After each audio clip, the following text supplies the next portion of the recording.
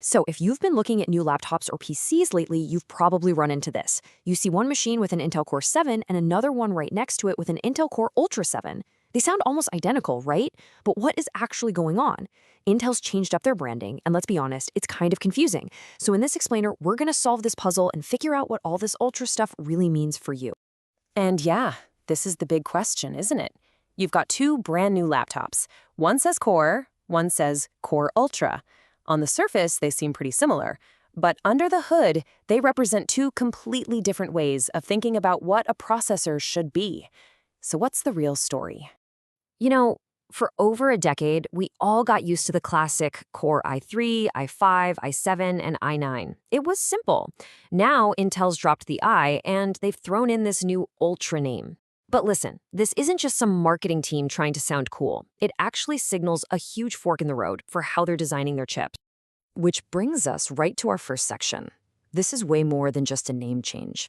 We're looking at what you could almost call a planned identity crisis, where Intel is deliberately building two very different families of processors for two very different kinds of people. Okay, the most important thing to get is that these chips are built completely differently. The standard Core processors, they're basically a souped-up version of the Raptor Lake architecture.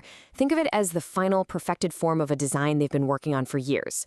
But Core Ultra, that's the brand new Meteor Lake architecture.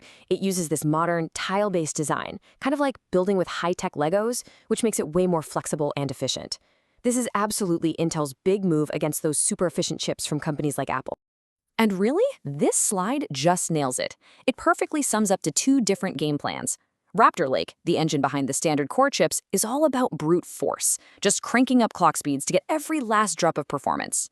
Meteor Lake, the heart of Core Ultra, is all about working smarter, not just harder. It's laser-focused on efficiency and being great at specific modern tasks.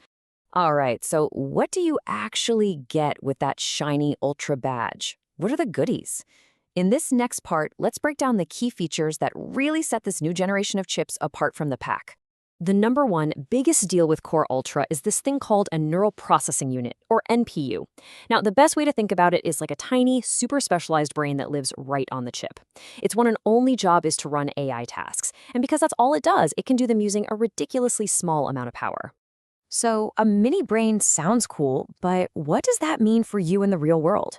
Well, it means your laptop can now do things like blur your background perfectly on a video call without having to send anything to the cloud.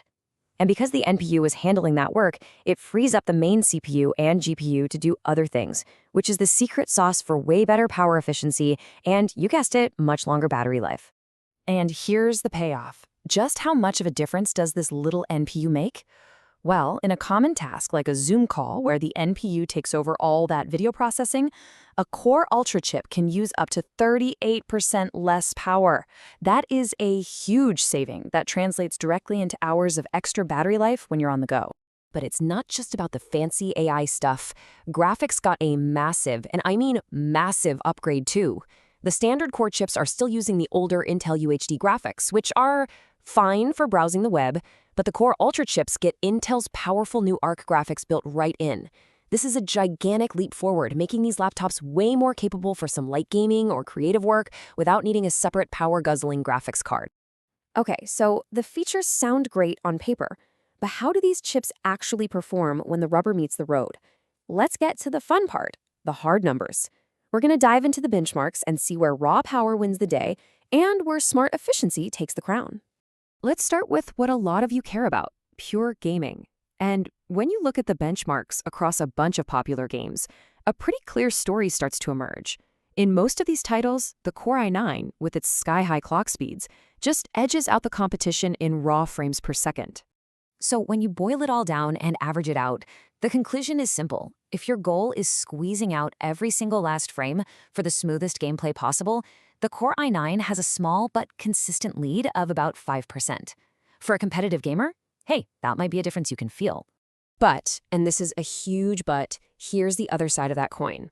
While the Core i9 is working its tail off to get you that extra 5%, just look at the power it's guzzling down to do it. The Core Ultra 9 is right behind it in performance, but uses around 36% less power while under load. That is a game-changing difference in efficiency, heat, and especially for laptops, battery life. And here is the real plot twist. The second you switch from gaming to modern productivity tasks like video rendering in Cinebench, the whole story flips on its head. That new super efficient architecture in the Core Ultra 9 can actually blow past the Core i9, sometimes by over 25%. This is where that working smarter philosophy really pays off. Performance is one piece of the puzzle, but it's not the only one. We have to talk about the price. So in this section, we'll look at the real cost of a new system, because believe me, it's about a lot more than just the price of the chip itself. Right, you have to look at the whole picture here. If you're building a desktop, for instance, you can't just drop a new Core Ultra chip into your old motherboard. Nope, it needs a brand new motherboard with a new physical socket, which definitely adds to the cost. And in the laptop world, machines with Core Ultra are being sold as these premium AI PCs, which, you guessed it, often come with a premium price tag.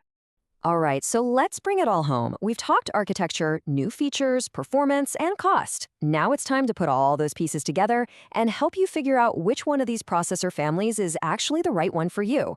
Let's make this super simple. If you are building a beast of a desktop rig, and your main goal is raw, unfiltered, uncompromising performance for high refresh rate gaming or tasks that just need the fastest clock speeds possible, then the 14th Gen Core i9 is still your champion. It's the king of brute force, plain and simple. However, if you're a creator, a student, a business traveler, basically anyone who lives on their laptop, the entire equation changes. If you're using apps with AI features, editing video on the fly, and you absolutely need your battery to last all day, then the smart efficiency and that dedicated NPU of the Core Ultra make it, without a doubt, the smarter choice. And at the end of the day, that's what this all boils down to. Intel has made two fantastic but very different types of processors here. The best one isn't the one with the highest score on some chart. It's the one whose entire design philosophy matches up with what you actually need your computer to do every day. Which kind of leaves us with this big, fascinating question. This split in Intel's lineup. It really represents the core debate happening across the entire tech industry right now. As we move forward, what's going to matter more? Having the raw horsepower to do everything, or having the intelligence and efficiency to do new, modern tasks incredibly well? I really hope this breakdown helped untangle that whole Core versus Core Ultra mess. If it did, do me a huge favor and hit that like button. It really helps us out. And of course, make sure you subscribe so you don't miss our next explainer. Thanks so much for watching.